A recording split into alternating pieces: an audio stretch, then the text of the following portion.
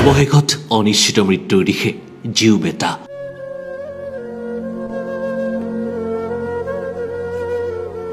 মাজত প্ৰায় 7টা দিন বাকী।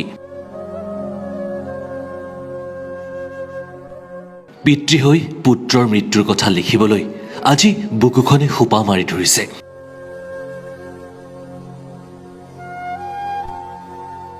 তথাপিও মই নিৰুপায়। জীউ, তই ক্ষমা কৰিবি।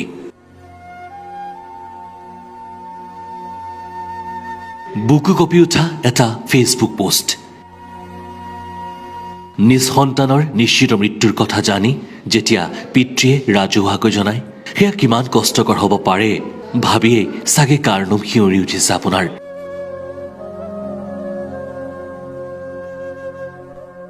কিমান অসহনীয় হ'ব পাৰে সেয়া এগৰাকী পিতৃৰ বাবে।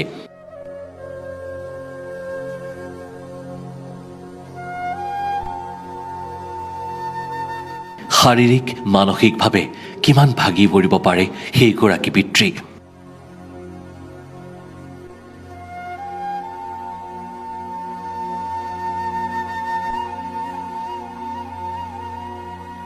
পৃথিৱীৰ কোনো এগৰাকী পিতৃকে হয়তো সেয়া বুজাই কোৱাৰ বা বহলাই কোৱাৰ প্ৰয়োজন নাই। 7 দিনৰ ভিতৰত যদি এটা লিভাৰ সংস্থাপন কৰা নহয়, তেন্তে হেৰাই যাব এটা সুন্দৰ ভৱিষ্যত।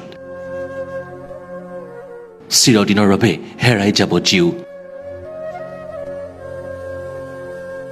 বাৰম্বাৰ কাতৰ আহ্বান জনোৱাৰ পাছতো GNRC হাস্পতাল কৰ্তৃপক্ষই জীউৰ বাবে নললে কোনো ব্যৱস্থা। এটা বিশেষ পোষ্টত মৃদুল কলিতাই পুনৰ লিখিছে, অৱশেষত অনিশ্চিত মৃত্যুৰ বাবে জীউ বেটা। মাজত প্ৰায় 7টা দিন বাকী। পিতৃ হৈ পুত্ৰৰ মৃত্যুৰ কথা লিখিবলৈ আজি বুকুখনে সোপা মাৰি ধৰিছে। তথাপি মই নিৰুপায়। জীউ, তই ক্ষমা কৰিবি। উত্তৰ গুৱাহাটী GNRC কৰ্তৃপক্ষৰ বুকুখন এবাৰো নকঁপিলো জীউ।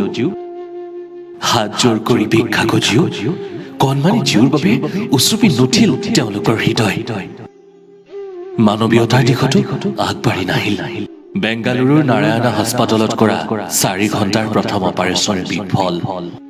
এতিয়া 7 দিনৰ ভিতৰত লিভাৰ ডোনাৰৰ প্ৰয়োজন। যদি 7 দিনৰ ভিতৰত লিভাৰ ডোনাৰজন আনি মেডিকেলত পৰীক্ষা নিৰীক্ষা কৰিব পাৰোঁ, তেতিয়াহ'লে 15 দিন পাছত জীউক লিভাৰ দিব পাৰিম।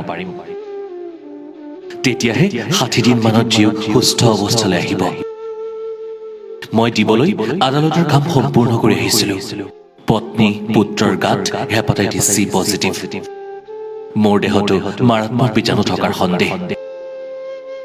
সেয়ে বিফল হলো। এতিয়া লাগে O পজিটিভ লিভাৰ ডোনাৰ। কিন্তু ক'ত পাম, কোনে দিব? নিৰুপায় হৈছো। লিভাৰ ডোনাৰজনে জানিবলগীয়া কথা, তেওঁ মেডিকেলত অহাৰ পিছত 15 দিন পৰীক্ষা নিৰীক্ষা কৰিব। তাৰ পাছত সকলো ঠিকে থাকিলে 16 দিনৰ দিনা অপাৰেশ্যন হ'ব। 20 বছৰৰ ওপৰৰ ডোনাৰগৰাকীৰ লিভাৰটো প্ৰায় 1.5 কেজি ওজন থাকে। তাৰ পৰা জীউৰ বাবে 20 বা 30 গ্ৰাম লিভাৰ আনিব। লিভাৰে একমাত্ৰ অংগ যি কটা যোৱাৰ পিছতো 28ৰ পৰা 30 দিনত সম্পূৰ্ণ আগৰ দৰে হৈ যায়। 3 মাহ পাছৰ পৰা মানুহজন সম্পূৰ্ণ আগৰ অৱস্থাৰ দৰে কাম চলাই যাব পাৰে। ডোনাৰগৰাকী অপাৰেশ্যনৰ দিনটোত ICUত থাকিব। দ্বিতীয় দিনা জেনেৰেল বেডলৈ আনি 2 দিন ৰাখিব। চতুৰ্থ দিনা মেডিকেলৰ পৰা ডিছচাৰ্জ দিব। 11 দিনত মেডিকেল চেকআপ হ'ব। আকৌ 21 দিনত মেডিকেল চেকআপৰ অন্তত ঘৰলৈ যাবলৈ দিব।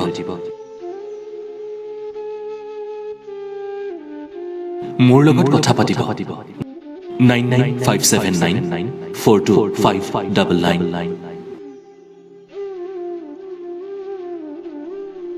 জীউ যিয়ে লিভাৰ ল'ব 21 দিন ধৰি মেডিকেলত থাকিব লাগিব। 3-4 মাহ জীউ চিকিৎসকৰ নিৰীক্ষণত থাকিব। এটা নিশা পাৰ হলে জীউৰ বাবে সময় থাকিব 6 দিন হে আকৌ এবাৰ ভৰিত ধৰি ভিক্ষা খুজিছো JNRC কৰ্তৃপক্ষক জীউৰ মুখলৈ চাই লিভাৰ ডোনাৰ এজন দিয়ক পৰীক্ষাৰ অন্তত 4 মাহ পাছত মোৰ HCV নিগেটিভ হলে মই মোৰ লিভাৰ JNRC কৰ্তৃপক্ষই যাকেই দিবলৈ কয় তাকেই দিম উকা দলিলত সহি কৰা বা কোৰ্টত লিখি দিবলৈ প্ৰস্তুত অসমবাসী ৰাইজে মোক সকলো ফালৰ পৰা সহায় কৰক বৰ অসহায় হৈ পৰিছো জীউৰ মুখৰ ফালে চাই পোষ্টটো শ্বেয়াৰ কৰিবনে প্লিজ এতিয়া ৰাইজে বিচাৰ কৰক এনেকৈ যেন হেৰাই যাবলৈ দিব পাৰি এটা সুন্দৰ ভৱিষ্যতক জীউৰ বাবে কিয় অকণো সহানুভূতি সঁহাৰি দেখুওৱা নাই JNRC হাস্পতাল কৰ্তৃপক্ষই নে জীউক ইচ্ছাকৃতভাৱেই মৃত্যুৰ বাবে এৰি দিছে উত্তৰ গুৱাহাটীৰ JNRC হাস্পতালে